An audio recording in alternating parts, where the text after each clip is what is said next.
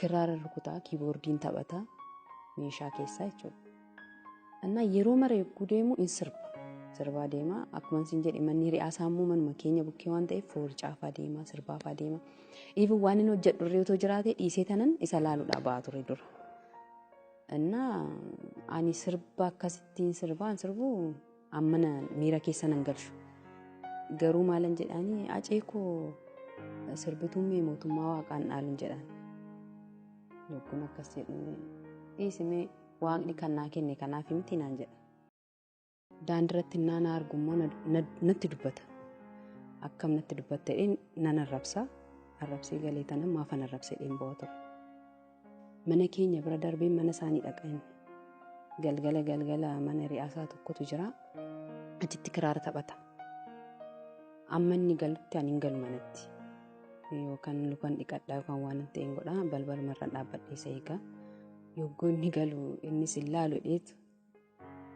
Utuun barbaadin garagarii ilaalee darba mana keenya. Naanni darbee deemu bahee tanan amma inni mana isaa balbala mana isaanii bira galuutti dhaabbadheen gaggeessan. Achi galee rafa deelii bakka kanumadha.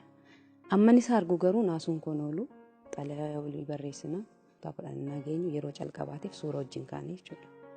Hamboo keessa wanti nuuf hin jiru anaaf ajee.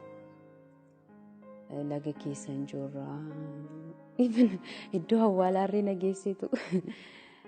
Awwaala fa'aa maqaa isaanii faana dubbisiisaa ture. Karaa Addis Katamaa na fuudhee deema. Karchallee maasaa. Edda bahee irree karchalleedha. Edda bahee karaa karchallee deemnee mana koo kunuute. Xalayaan immoo naa barreessu hodiif chokolleejjii jedhanii naa barreessa.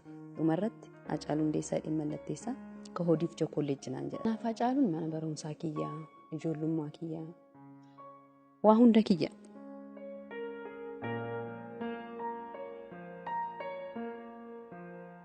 Beekumsi isaas guddinni isaas durumarraan itti fakkaata.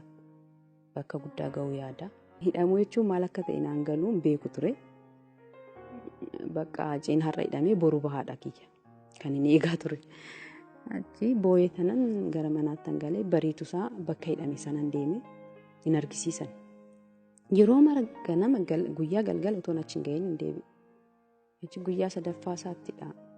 Obboleessi isaa fi eessumni isaa dhufanii huccuu fi nyaata qabanii maal hojjettanaan jedhan.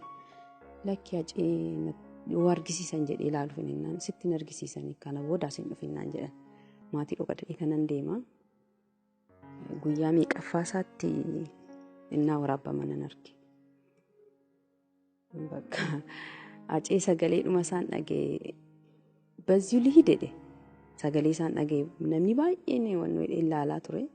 Yeroo sanaan hin beeku maal akkanarraa ka'e hin beeku akka ba'aatti narraa ka'e waan ta'e. Nan gammades bakka guyyaa torbaaf waan hin argineef jechuudha.